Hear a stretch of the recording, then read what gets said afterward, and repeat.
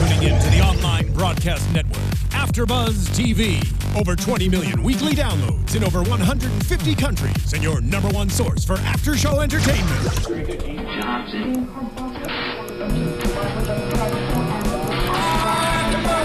AFTERBUZZ TV, the destination for TV superfans, producing aftershows for over 300 of your favorite TV shows, interviewing celebrities and showrunners, and bringing you behind-the-scenes exclusives. All thanks to E! Entertainment's Maria Menounos, producer Kevin Undergaro, and internet leader Akamai. Now, let the buzz begin!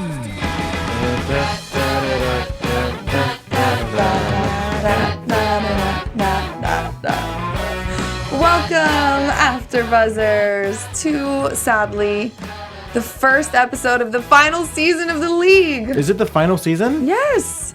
Really? They announced it? Yes. Oh, wow. That just ruined my mood, to be honest with you. I know. It's so sad. Episode 1, the other draft. It was a great episode, though, to start it off. So, yeah. I'm your host, Christina Kaplan, and I'm joined by... My name is George Hermoza. You can follow me on Twitter at ghermoza. The road to 400 followers. 400? Yeah. I just made 500 a couple weeks ago. It was really exciting. I know. And Twitter sends you a cool little email. And I didn't get an email. Man, you don't get any emails, apparently. I need to figure that out. You can find me on Instagram or Twitter at TinaCap. So, like I said, first episode of the final season. Really sad about it because this is one of my favorite shows. It's been one of my favorite shows since... I'm not gonna lie. I didn't start season 1, maybe like mid-season 2. Once everybody started talking about it, then bought the DVDs and been hooked ever since. So let me ask you then, before we get started on this episode, what has been your favorite episode so far? That's a good one. There's a lot. I like the first season. I'm not gonna lie. Even though, and this is just like every show, same thing happened with Entourage, where it starts off as, a fantasy football show, and I, being a fantasy football aficionado myself, that's why I watched it, that's why it got me hooked. But then obviously as time went on, it became more about them, less about fantasy football, which is fine. But yeah, some of the early episodes, because they're just more, talking smack with one another. Maybe like early on, I think there was one episode with the first time that McGiblets got introduced. Yes. And then they all went to some place in somewhere far. Then Antonio Gates was in the episode. That's one of my favorite episodes of all time. Yeah, Antonio Gates was the first NFL player to appear on their show, and then he came back again. I'm not sure what season it was, one of the more recent ones. But last night I was at the final season premiere red carpet for the league and You're the Worst. So I got to interview all the guys and talk to them about, their favorite episodes and stuff. And it was great. All of these actors, they are so just like their characters in the show. That's how they are in real life. They're hilarious. They're funny. They're crazy. What's your favorite episode? My favorite episode, which I told Steven Ranazisi. Who plays Kevin. Yes, who plays Kevin. Yeah. I told him that last night. My favorite episode is the near-death Flexperience with Greg Jennings. Remember that one? Yeah, it was that to me is one of my favorites. I don't know. I just always, for some reason, Greg Jennings stuck in my head ever since that episode. And so I work at NFL Network too, and one day Greg Jennings was supposed to be on the show that I was working on. And weirdly, we had a bomb threat, and so the whole street got shut down, and he couldn't make it. And I was so bummed because I really wanted to talk to him about the league. Episode? Yeah, the episode with the league. But anyways, let's get into this episode. We started off with a huge NFL star, beast mode, Marshawn Lynch, on the beach with Taco. Probably, I think that was the funniest part of this episode. The whole Super Bowl joke. Oh, man. That got me rolling. Obviously, if anybody's seen me before on previous shows, I'm a Pats fan since I wore my Tom Brady jersey yesterday. Some of the viewers got mad. But it was a little relieving hearing Marshawn Lynch actually say words as opposed to, I'm just here so I don't get fined. So I kind of know that he's got a more extensive vocabulary than... I'm not here so I don't get fined. Yeah, or I'm here so I don't get fined. I'm all about that action, boss. Yeah. Although I do like that. That's funny. I do like that little thing where I guess Taco pays in Skittles. And obviously Marshawn Lynch loving Skittles. He's like, well, what do you mean? That's just the way I pay. Whatever. Yeah. No, I thought that was hilarious and just very well done by all three of them, Taco, Kevin, and Marshawn. Because if, they played it off as so casual when it's like the exact scenario of the final play of the Super Bowl. Marshawn's like, come on, man, just hand it to me. Just hand it to me. I'll take it. I'll run it in. I'll walk it in right there. And he's like, no, I'll just throw it. And then Kevin falls in the barbecue and catches on fire. It's good to know, too, that Marshawn Lynch being a good sport about it, too. Because honestly, if it was me, don't ever talk to me about it ever again. Yeah, no, he totally could have been really not about that action, boss. But yeah, it was great to see him being such a good sport. I do like at the end because it was the intro before the the opening theme song. I do like Taco's last line where it says, "Well, still think it was the right call." Yeah, that was perfect. And it was the right call because, quite frankly, it resulted in an interception and a Pat Super Bowl. So yes, a tainted Super Bowl. Don't even get me started. Yeah, okay. Well, yeah, we'll move on then. Don't worry. Because they got brought up again in the episode. It did. That's what I was just going to move on to. So, because the Shiva is no more, all of the guys presented Andre with their individual trophies that they decided to make, which each one, obviously, knowing their relationship with Andre, was equally as bad. Which one was your favorite? Whose was your favorite, I should say? Honestly, I like Tacos. Yeah. Because it was just so like, oh, well, here's the trophy. But yes, continuing on from the Pats thing, I did not like Ruxin's trophy. Yeah. Because it implied that, Pats were cheaters, and obviously the Supreme Court says differently. Yes, he said, you're wearing a hoodie like fellow tainted champion Bill Belichick. And they had a couple footballs that were just slightly deflated, but whatever. Yeah. No, I think I liked Kevin's trophy the best, where it's a picture of Andre kissing Andre.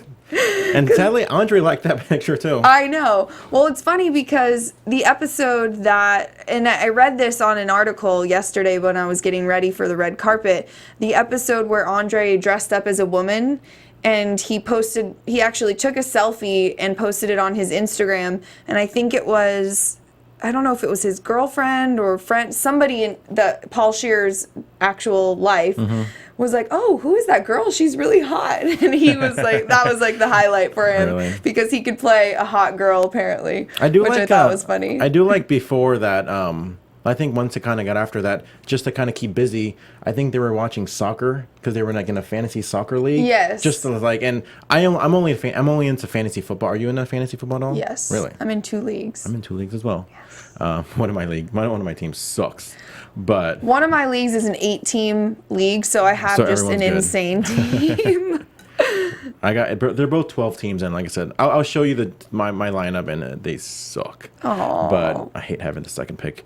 But yeah, I mean, I would never get into another league because based on what I know about football is I can't do more than 1 day a week. Because I spend already too much time preparing for that one day, or Thursday, Saturday or Sunday and Monday. I can't do baseball, I can't do football or hockey or soccer in this case. And so kudos to them for trying to keep busy. Are you a late night tinker like Ruxin?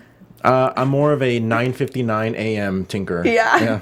And actually, Nick Kroll said to me last night that really is how he does the fantasy football too. Like he said that he's more of a drunk tinker rather than a late night tinker. If anything, I have been accused of getting some people drunk and hopefully making deals and trades with me, but they know better than to drink around me anymore. So yeah, you can't pull a fast one on this. I tried to trade rate people, but apparently they know too well. And all of the cast members are in a fantasy football league. And for the last 2 or 3 years, I can't remember, Kevin's character said that, or the actor that plays Kevin said that they just auto draft because they're all so busy. They don't have time to actually do a real draft. But it's only 8 of them, so they all end up having pretty decent teams anyways. And Jenny, the actress that plays Jenny, said that she won, I think, last year. Oh, I was like, yes, represent for the females. That's awesome. Yeah, so Andre won, but then Taco won the Sacco. And so they're deciding his punishment, but in true Taco fashion, you can't really do anything to upset him like a normal person. A normal person would hate to have to use a porta potty for a month, but Taco just ingeniously finds a way to make it an acceptable porta potty by putting it in Kevin's house. Going back, and I think this is the 7th season, And I was trying to think back, and I've never seen Taco in an embarrassing situation. No. He just, whatever happens, it happens, and he just kind of plays into it. It's just his character, and I love it, to be honest with you. He also, I feel like he plays into it, but he also kind of is able to manipulate the situation where it ends up not even being embarrassing to him at all. And then the other ones even end up being embarrassed for even thinking about that or putting him in that situation. Yeah, exactly. That's what I love about his character. He's so funny. And how was he on the red carpet? I didn't get to interview him either. That was the other one. Him, Rafi, and who else did I say I didn't? Oh, and Andre Paul Scheer. I didn't get to interview those three, which I was really bummed about. But yeah, he I think, I don't know, I can't decide, I can't ever really nail down who my favorite character is because it changes every episode because they're so funny. It's just such a quality cast, and I even asked a couple of them, who is your favorite person to work with, and nobody could give an answer. I mean, they probably wouldn't even if they did have an answer, but still, it seems like all of those guys are so genuine to how they are in the show too, because a lot of it is improv. I was gonna say a lot of it just seems so, and I think part of it is so funny because they're just having fun. Yes. And I think once that translates into television or watching it, it makes it fun for the viewers because they're having a good time. Now we're having a good time watching it. Right, and they said a lot of these scenes that they shoot, they're very loosely scripted, and so they're kind of allowed to just go with it, and I think that's what makes it's so funny because you don't really find that it's rare that there's a part in any of the episodes where it's like kind of stale and you're like, eh. It's always usually pretty funny, which I really appreciate and why I love the show so much. I do like a lot of things too where they kind of refer to past seasons as well. Yes. With the McGiblets or even like little tiny things that last season I think Andre and what's the sex addict's name? Russell. Yeah. Andre and Russell opened up a Menage a Cinq restaurant, and they kind of just mentioned it today that, well, that's out of business. So even little things like that kind of make you wonder, well, what happened to that restaurant? Well, it's out of business because, well, Russell went all cray-cray on. Yeah, so if you are a true fan of the show, it's fun to hear those little tidbits thrown in there. And then another person that was on the show previously and came back again tonight, Megan, Pete's ex-wife. Who we haven't seen since season 2. Obviously, season 1... she was there, introduced as Pete's wife, but then they got divorced. And then season 2, she came back for that one episode of Sophia and Ruxin's wedding anniversary, I think it was. Yeah. And then she had a new older boyfriend. But it's funny, he even referred to that. We haven't seen each other in 5 years, which was season 2, season 7. So I do like those references. So yeah, we saw Megan. Always a delight to see her. Now she's in a different situation. Well, I do like that whole oh, I can't talk because I got to go put money in my meter. Yeah. And totally no, Pete, no, that's nothing. But what did they call it? I wrote it down here. Where is it? The word that they used for the get away or the get out of the convo or whatever. The Taco said that he uses, oh no, I don't want to talk to you anymore. Whereas the other guy said, oh, I lost my keys. I got to go find them to get away from the convo. What have you done? Have you done that before? I have. I'm not going to lie. There's been times where, a stranger is just very chatty and you really might actually have to go and you're trying to be nice, but you don't want to be like Taco and say, I just don't want to talk to you anymore. Oh, yeah, wow, I really better get on the road before the traffic starts getting bad, see you later. But I don't do it generally that often. Do you? I've been guilty of it as well. I'm very oh, my phone's vibrating, and even though nobody's calling, oh, I got a phone call, and then then it's bad whenever I go like this, and then it starts ringing. I'm like, wait, that's when it looks bad. But that's embarrassing. That has actually happened to you before? Once. Wow. The other day. The other day? Yeah. Learned my lesson. That's funny. Yeah, I have not pulled that one, but I do. Try it out. Hopefully it doesn't turn out the same way it turned out for me. I think I'll pass. I think I'll pass on that one. So back to the punishment for Taco. So he puts that porta potty in Kevin's house, and then, ironically, I guess, Chalupa Batman learning to potty train, but will only potty train now on the porta potty toilet. Don't forget that. And I love when this happens as well, because we've seen it happen in previous episodes as well, where just out of nowhere something happens, and we just weren't expecting it. One moment when Rafi came out, yes, and it was like, okay, I forgot about that guy, but it totally makes sense to the scene based on how we all know how Rafi is. I guess and he's got a new toilet kitchen. But I guess he was making biscuits or something like Remember his toilet kitchen? Yeah. That was in a much worse. I don't know. I feel like the porta potty is probably a cleanlier toilet kitchen than his prior one. I would hope so. But yeah, that's the best part about Rafi's character is I feel like he always just pops up out of nowhere in the weirdest situations doing the weirdest stuff. I feel like it's easy to write for that character because you can literally think of anything and it makes sense. Yeah. You can pick something out of a hat. Scenario, with this, cool. That's Rafi.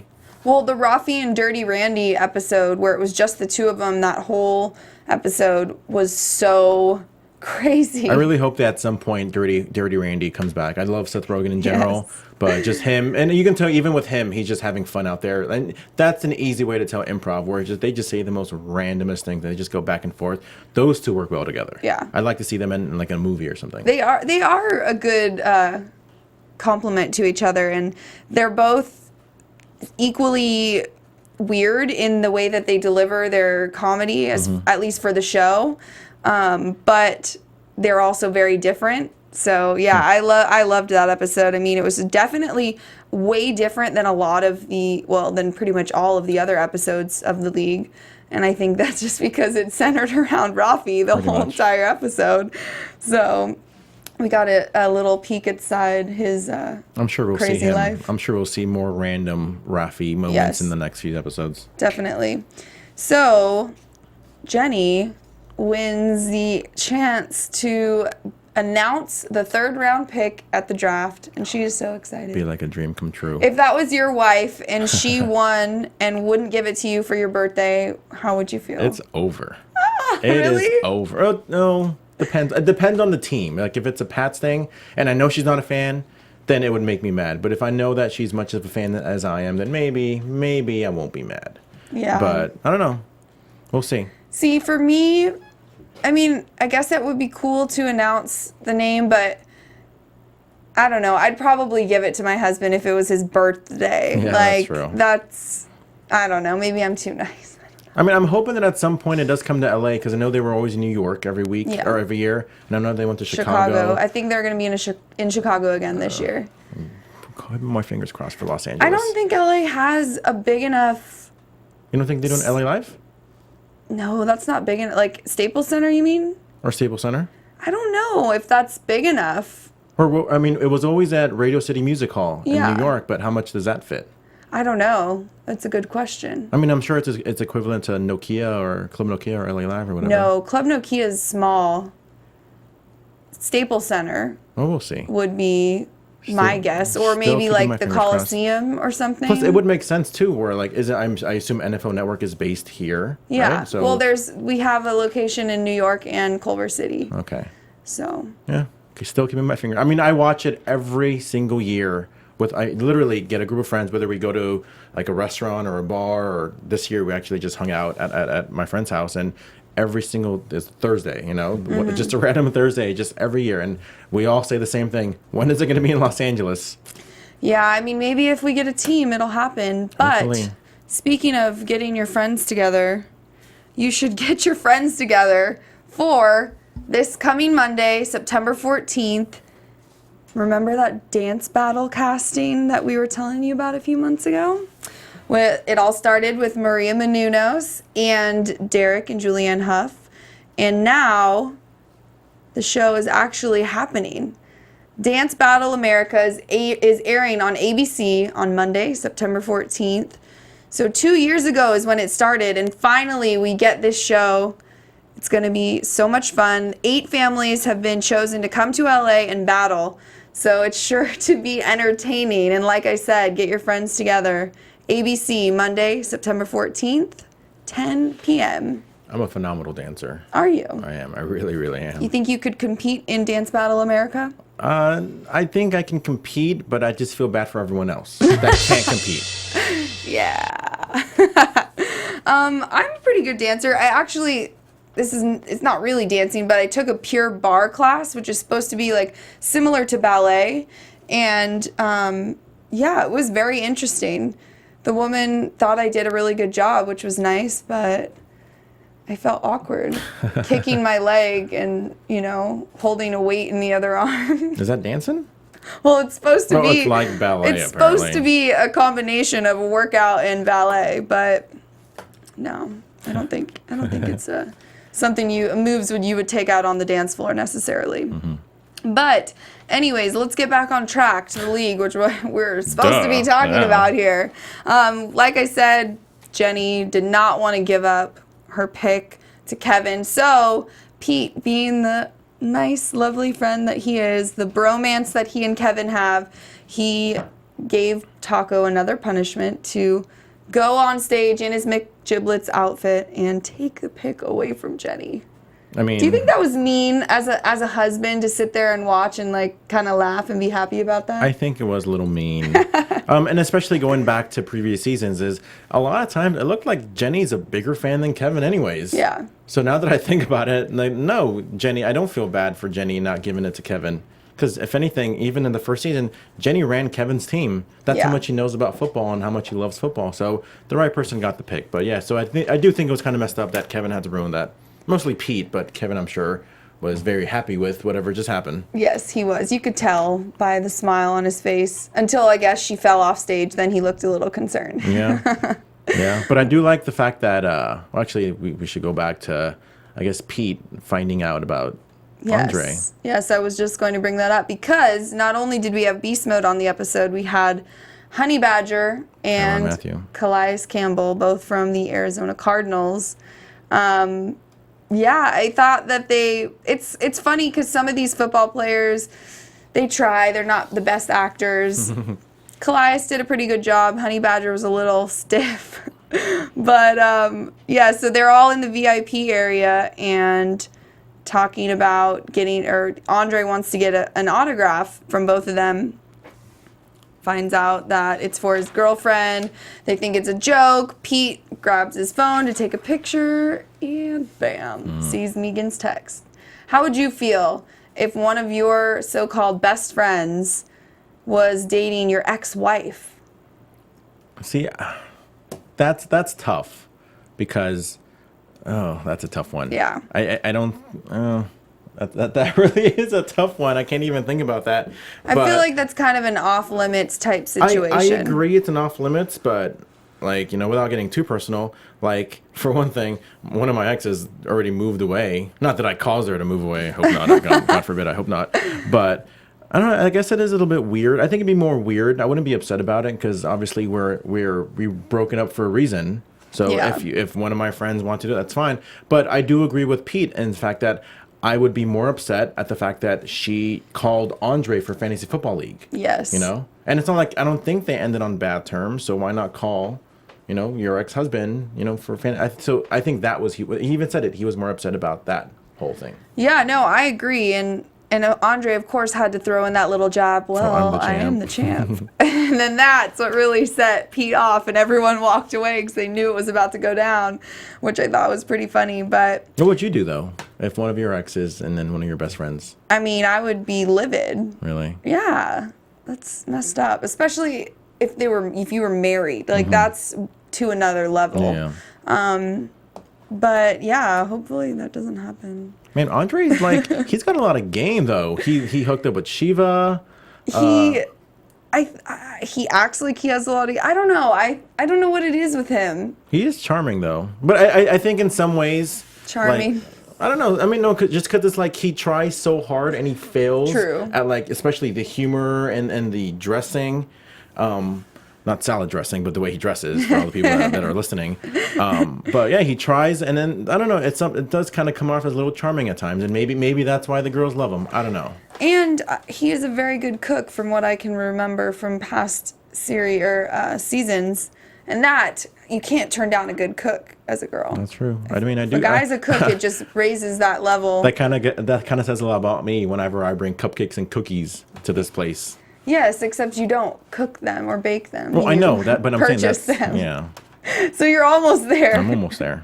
I'll give you a really easy cookie recipe that you can make. Even you could make, any guy could make it. And then you're just going to raise the bar on yourself a little bit more. We'll see by next week. Yes. Andre thinks he has game or acts like he has game. Going back to real quick to it was a Calais, what was the name? Calais Campbell and Tyrann Mathieu. I don't get me wrong. I do like any football player cameo, but I think it's a lot better whenever they have a purpose in the actual episode. Yes. Going back to the last season of episode 1, where they had Jordan and Cameron Jordan. Yes. I thought that was hilarious. So I like when they mix it in. Anytime JJ Watt's in the episode as well. JJ Watt being the man, of course. So anytime he's on it, but like I said, I'm not opposed to these cameos, but I do wish that they would kind of have a purpose more in the episodes. I agree. I thought Beast Mode was funny in the first scene, but Calais and Honey Badger were kind of it could have been any two, you know what I mean? It was kind of random. Yeah. Well, they did show the sign that said it was autograph signings with them. So I guess But especially it being in Chicago. Yeah, it was random. Arizona, you know what I mean? It was random, but yeah, the Jordan Cameron Jordan is another one of my favorite episodes, and I asked Nick Kroll about that because when I was asking him, I think I asked him who his favorite NFL cameo was so far. And I was like, was it Jordan Cameron Jordan? He was like, that was actually really fun. And then he started talking about it, and he started getting mixed up again. He's like, I don't know, whichever one. Like getting all frustrated. It was so funny. But that was one of my favorite episodes too, because it's so true. Their names are just flip-flop. So it's really hard sometimes to remember which one is which. Do you know which one is which? I know which one's which because there was one week where Jordan and Cameron had an amazing game, and I happened to be playing against them. So I will never forget Jordan and Cameron's name. He's not a Cleveland Brown anymore, but still. Yeah, so I do know. Do you? Good. Of course I do. I work at NFL Network. I have to know. You work there. It doesn't mean but apparently you do know your stuff, so I respect that. I try. And I admire that. Yeah. So we also had a cameo from a GM. Oh, Seattle Seahawks GM. Yes. Because apparently after Pete was running after Andre, obviously for everything that happened with Megan, they knock over, I guess, I don't know what they're called. Whoever the representative is that goes to the draft and makes the picks, I guess. I don't know if there's a specific name for them or if they're just the guy. But so John Schneider calls on the phone, and Kevin and Ruxin happen to be standing there. What would you do if you were in that situation? I'd do the same. Wait, in whose situation? Kevin's or the GM? I'd do the same thing. No, the GM, no. And especially now, because like not too long ago, I saw Draft Day for the first time. That was actually pretty good, huh? I didn't like Kevin Costner, but the movie was good. Not a big fan of Kevin Costner in the movie, but I just like that whole environment, that whole just the whole behind the scenes and what goes on in kind of getting a pick. Yeah. So now that this episode kind of had a brief moment about that, I liked it. I like that they kind of showed that aspect of it, making a trade right before. Of course, Kevin being Kevin, like, well, I'm the commissioner of my league, so I'm more than qualified to be that. And it's like, well, typical Kevin answer, So I like that whole scene. Yeah, it was funny, and he was talking about the trade for Tyler Lockett, who is looking like he's going to be... Not Taylor Lautner. No. Like I could say Nick Kroll. He did. I mean, it wasn't Nick Kroll, but like Ruxin said. Yeah. Tyler Lockett is going to be good. He is good. What am I saying? He ran back 2 punts for touchdowns in preseason. Preseason means nothing. Yeah, but he's so fast. Tim Tebow also threw a couple touchdowns, and where is he at now? Tim Tebow... I don't even want to get started on Tim Tebow. Anyways. So... You like Tim Tebow? No, I don't like Tim Tebow. Really? I don't. Really? I don't really like any player that has so much media hype and attention like Johnny That's not his Football. fault, though. That's not Tebow's fault, though. Yeah. Back to the league. We'll talk about it. How long do we have? I wonder if Tebow will be a He'd guest. be funny on the league. Because as like a pastor or something. Just whatever, because that if he was on the league, it wouldn't be just a throwaway thing like it was with Mathau, or Campbell. Yeah. But he would have a purpose. So yeah, maybe a pastor or just something, anything in general. They got to get Tebow in the league. That'd be awesome. Yeah, that's true. I know that Randall Cobb is going to be on this season because I think it's Katie Asselton is her name that plays Jenny. She said that was her favorite appearance because she's like, his eyes are just so beautiful. I'm like, oh yeah, girl, I know. He is gorgeous. And then Mark Duplass, who plays Pete, who in real life is they're a husband and wife. He was like, well, Randall Cobb's my least favorite because my wife likes him so much. That's funny. Yeah, everyone loved J.J. Watt, though. The consensus was he was their favorite appearance. I think just because he did such a good job. He's so personable, and he actually kind of acted, and it was funny, and his scene was cool and entertaining. But if you had to choose... Rob Gronkowski. Okay. Because that guy would be like just party animal all the time. Are you going to go on his cruise ship? How much? Oh, I've heard about it. That's legit. Yes, we just actually did a whole segment about it yesterday. I want to. I think it's $750 a ticket. Well, that's nothing. That's how much this place pays me. Yeah. So I'm good. Per show. No, it's not. 750 Skittles per show. Yeah, hopefully. But yeah, what about you? Well, I don't know. That's a hard choice because I don't know. I think actually I take that back. I think the Bennett brothers, Michael and Martellus Bennett, would be hilarious on the show because they are so funny, but they're very unfiltered. So I don't know. Actually, I guess that would probably work for this show. For our show, they get in trouble all the time for things that they say. But I think that would be they would be good guest appearances on I like the show too because they're even though the season started as far as the league, they're not done taping, so they're still filming episodes as we speak. So who knows, maybe in a few episodes they're gonna come up with something that maybe we didn't even think about. Yeah. So funny story, I guess. They have the final episode written, but none of the cast has seen it. Really? So they have no idea what the season or series finale is going to be like. So everyone was kind of chatting about that last night, how they're really anxious to find out what the series finale is going to be. But they said there's so many great moments in this season that the audience can look forward to. Yeah, I agree. I do like that we have maybe more Megan. I know usually the first episode they usually draft, so maybe we're going to see them draft, the following week. Or next week's episode, but yeah, more Megan. I'm sure there's going to be a fallout for the whole Andre Megan thing.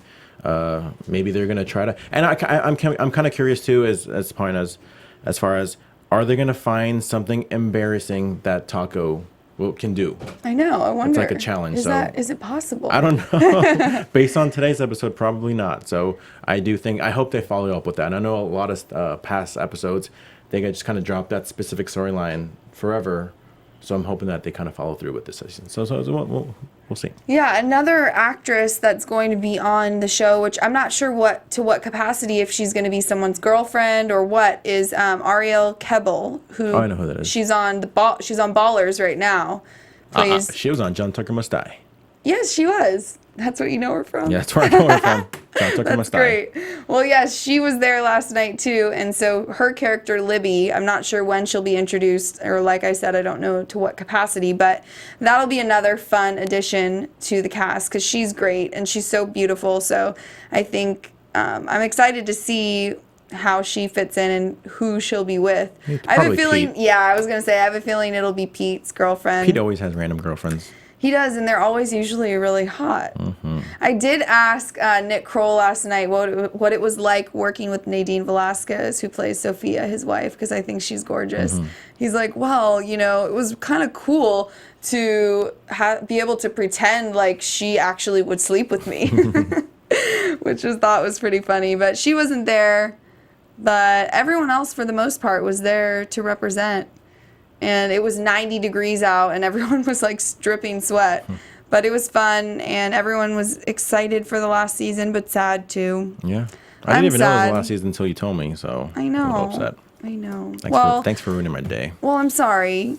And I don't know what else to say. I'm sorry. It's okay. If anything, you can support my road to 400 followers by just following me on Twitter. Yeah, I'll do that. Remind everyone watching and listening where they can find you and follow you. Well, you can follow me on Twitter and on Instagram at ghermoza, GHERMOZA. I'm sure you've been seeing the Twitter handle on all this whole time on the YouTube, but for all you iTunes listener, GHERMOZA, Twitter and Instagram. Road to 400 followers.